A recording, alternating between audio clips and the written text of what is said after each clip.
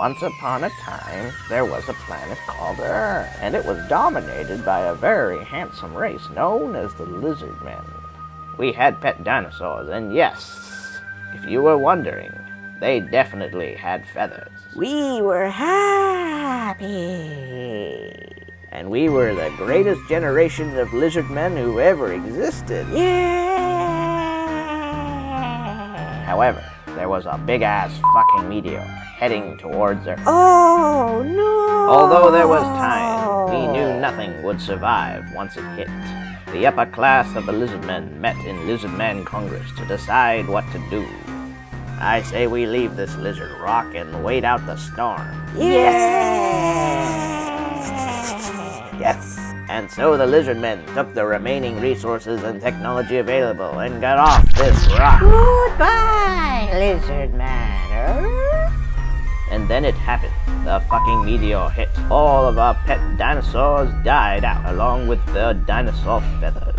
And the lizard men decided to go into cryo-sleep in the dark side of the moon, only to awaken when the dust and things settled back home on Lizard Man Earth. And time continued on until the Lizard Man Earth was right for the lizard men to return.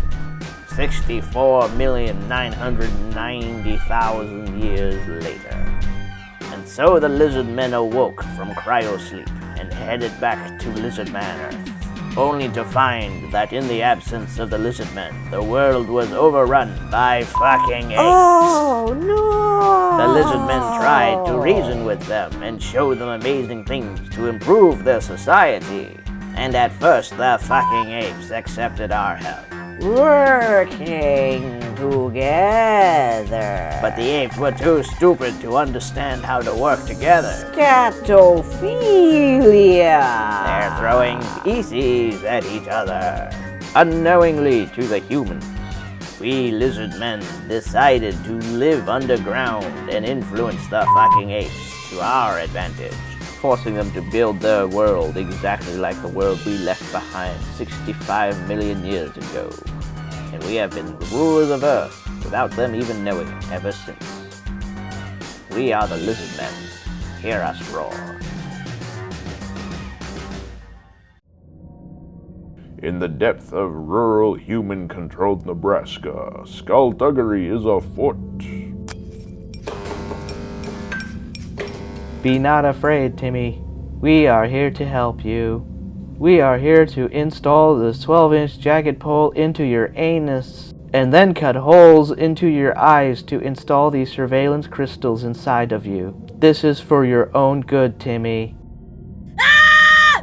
Wait, you have to understand. This stuff is very time sensitive, and we just need to jam this up your rectum before it's too late.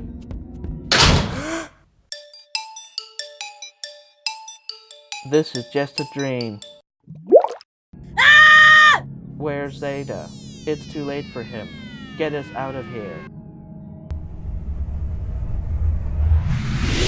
In other news, an extraterrestrial alien has made first contact with a 10-year-old child in rural Nebraska. Child states, aliens really do exist and they like to use our toilet. More 11. Grand Ruba. We got a problem. Though shocking as this may be, the lizard men are well aware of the situation, for this concerns the Greys. The Greys? The Greys?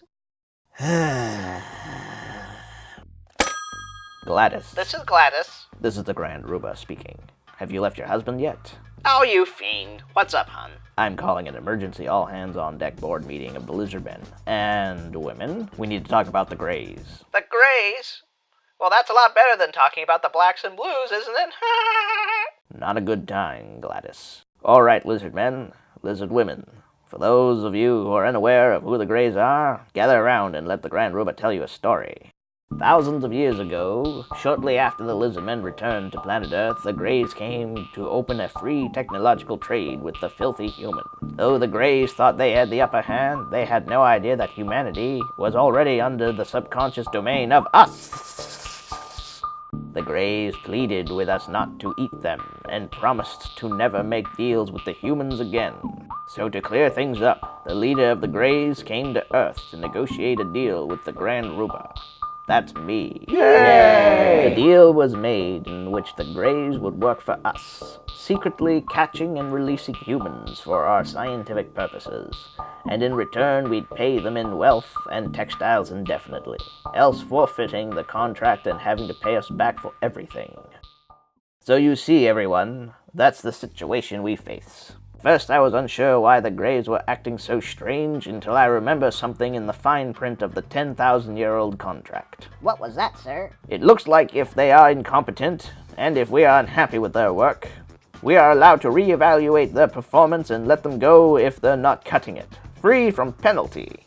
Sneaky Greys. They're trying to get us to fire them. So why don't we just let them go? Because their human tag and release job is extremely important for the research of human topology. And there is a reason to the workings of our world that is so fragile that to tell you the real secret reason why we need the Greys would jeopardize everything that we have built.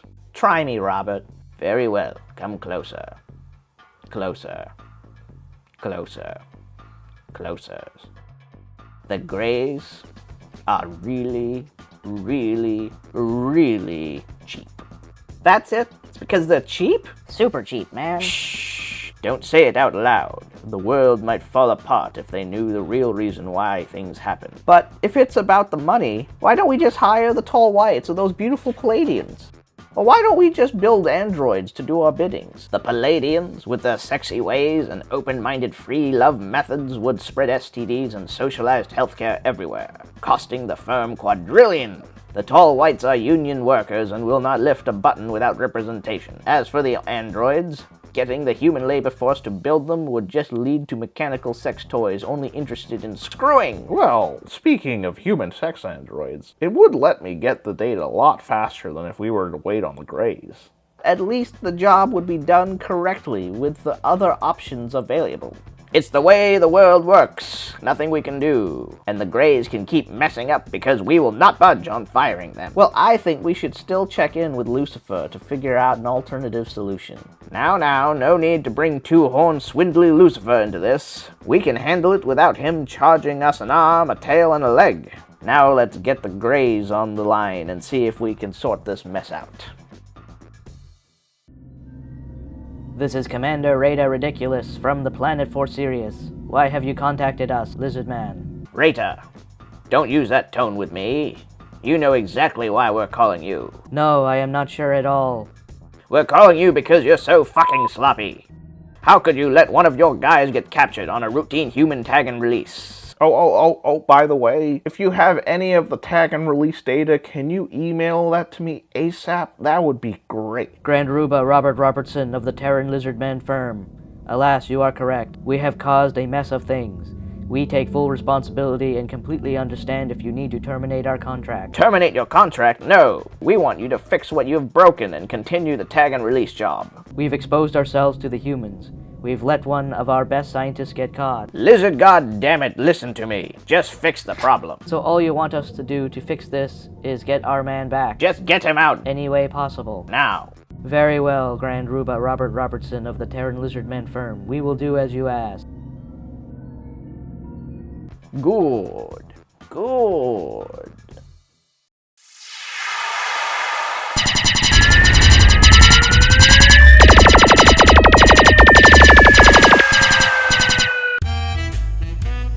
We got a problem. Told you, Robert. Those Greys do such terrible work. Will the Greys start an intergalactic war with the humans? Will the Grand Ruba figure out a plan to cover this all up? Will Lounge Lizard ever leave the Las Vegas Lounge? All these questions will be answered now.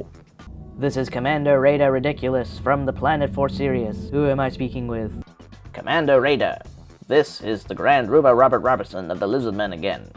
We're here to talk to you about the pressing concern at hand. And what issue might that be? Are you for serious? I am from for Sirius. Are you aware that you blew up a fucking jailhouse and killed a bunch of humans around you, and now you have made humanity believe you are declaring war on Earth? Would you say our methods are too incompetent? I'd say your methods are asinine. Well, if you really feel that way about it, I'd say you should terminate our contract. You see, I would. But then I decided there's no option but to do this. This is the law office of Lucifer Esquire. How may I help you? No, what have you done? Lucifer, do we have legal grounds to terminate the contract with the Greys? Technically, yes. But given that I was the one who drafted out the contract, notarized it, bore witness to your signing, it would be advised that I bring up some things to both parties if the Greys choose to opt out of their contract. Understood, Lucifer. We've done what we've promised to do to the best of our abilities, and we are unable to do a better job. Oh, that being said, understand that in the bylaws on Section 3, 5, and 11, it clearly states that if an audit of the incompetent party proves to be deliberately failing at their duties in the process of forfeit their contract, the individual must hand over all property as well as profits made during this time the contract was in effect. No profits were made, so we can leave. Well, technically, the lizardmen did pay a lump sum up front, did they not? Yes. And technically, you did buy half your fleet with those profits. Huh. And technically, half your planet's income is dependent on how much you bring in from the lizardmen, assuming our audit proves that you are deliberately sabotaging your jobs. Lucifer, are you for serious? Well, no! Legally speaking, you're from For Serious. I'm just quoting the lines from the contract. What say you, Raider? You ready to play audit hardball with us? Or are you going to reconsider? Very well, Grand Ruba Robert Robertson of the Terran Lizardmen firm. We will do as you ask. Alas, we've exposed ourselves to the humans. You know what, Raider? Tell you what, you keep the contract and continue to catch and release, and we'll take care of this one fair and square. Sound good, Raider? And emailing me the info ASAP, that would be wonderful. Understood, Grand Ruba Robert Robertson. We will continue as contract stated. So it sounds like we're all done here. Just so you know, I'm billing the Lizardmen firm for this consultation. What? Why not the Greys? Legally speaking, you called me. How much will that run up the firm? $1 million a minute. Lizard goddamn. Fine. Make sure to send the invoice to Gladys. Thanks, Robert. See you at the country club next week. Ferguson, I hold you responsible for this mess. The billing will come out of your pay. Very well, sir. Now leave the boardroom in shame.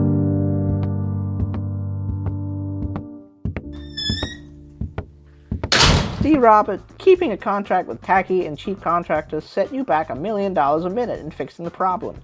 Why don't you just work something out and hire better aliens? It's the principle, Gladys. The principle.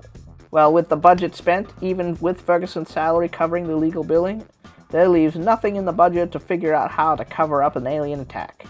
Well, leave that to me. There's a reason why they made me the Grand Ruba. Codename Lounge Lizard. Codename Lounge Lizard. You have your laptop with you? Possibly. Who's asking? Let's just say, some wars are best served cold. Understood, sir. United States intelligence states that the original extraterrestrial explosion was nothing more than a big misunderstanding for the entire town in rural Nebraska, since it was actually built on top of a forgotten Cold War-era ballistic missile silo. As for our missing alien in custody, turns out to be a costume burglar known as the Illegal Alien. More at 11. Plot holes filled and a job well done. What do you guys want for lunch? And so goes the single day in the fantastic world of Lizardman.